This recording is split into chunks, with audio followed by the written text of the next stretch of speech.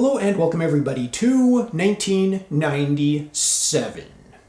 1997, they're introducing new materials. Titanium's been around for a couple of years, and they're playing with carbon and different things and seeing how big they should make clubs, and they're making things sometimes maybe just a little bit too complicated. An example, recently, Toyota Camry, this last week, modern car, it has this like lane keep assist, where if you drift into the line, it will take the wheel and turn you back into the middle of the lane.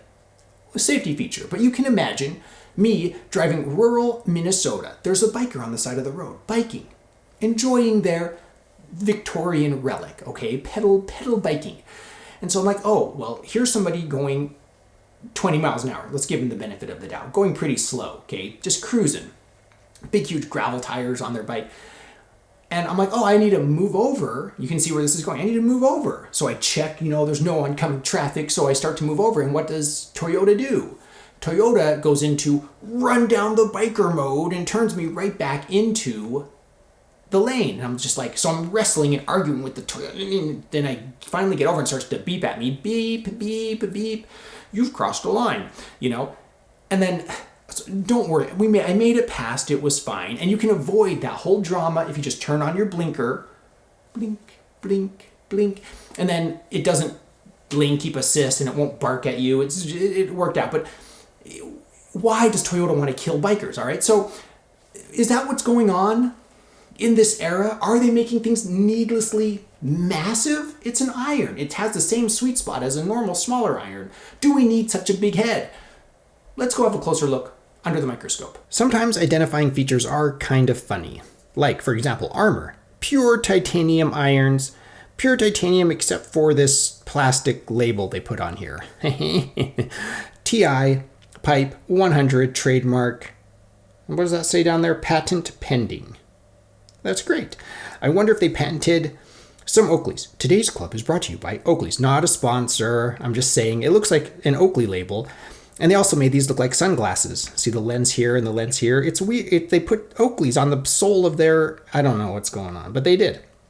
And then forward of that, we have, on the sole, we have the iron number. You can see the heel profile right here, serial number on the hosel. And then you can see the toe profile right here. The leading edge, looks like there's some forgiveness on that leading edge. And look at this groove pattern. We have this circular... isolated bunch of grooves here in the sweet spot, and then we have a pretty no-nonsense groove pattern. This is a large iron head, in case you can't tell. So as we spin up the hosel and the ferrule, we have a black ferrule, gold ring, single gold ring, graphite shaft, branded Armour, like furniture, TI 100, and some more information right here, Aldala. This reminds me what year. And then we actually have the Oakley branded. It's not really Oakley branded, but just these lens-shaped things with the Armour branding right here. And what does it say on the butt here? Tommy Armour, made in the USA. Not sure if that's going to show up. So it is a big iron, titanium. Let's get it out on the range and see how it performs.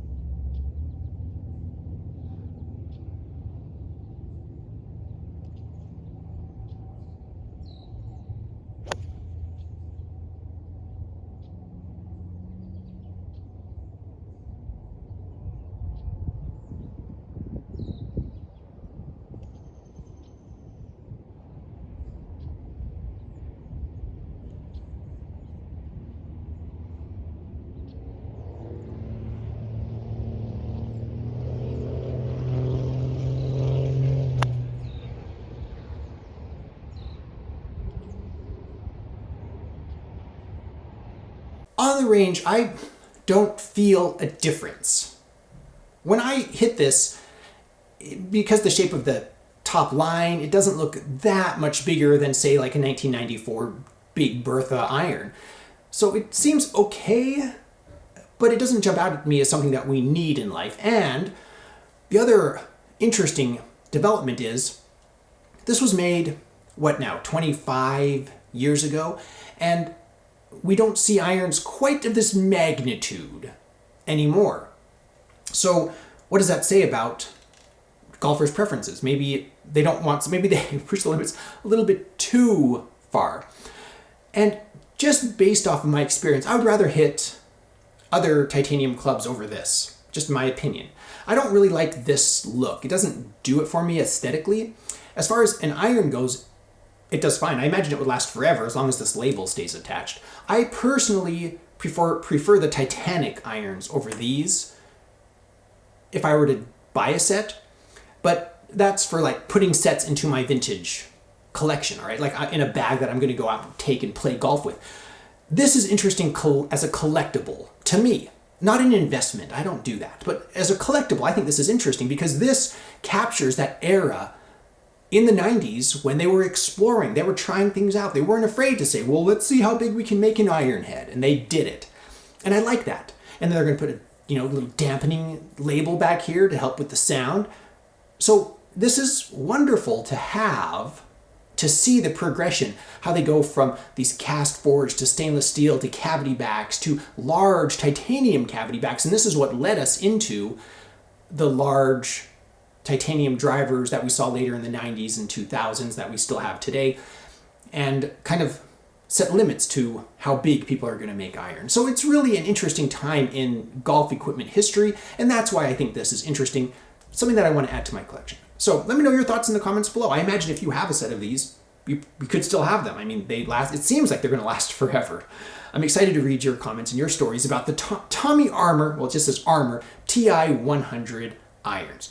As usual, if you want to support this channel, you can support me on Patreon. I always like to give patrons who want credit here on the video. You can also support me by visiting my Amazon shop. I'll put a link in the description below. Just click that link and purchase something on Amazon, and it helps out this channel. I am an Amazon associate. I make proceeds from qualifying purchases. Thank you so much for watching. I am the Vintage Golfer.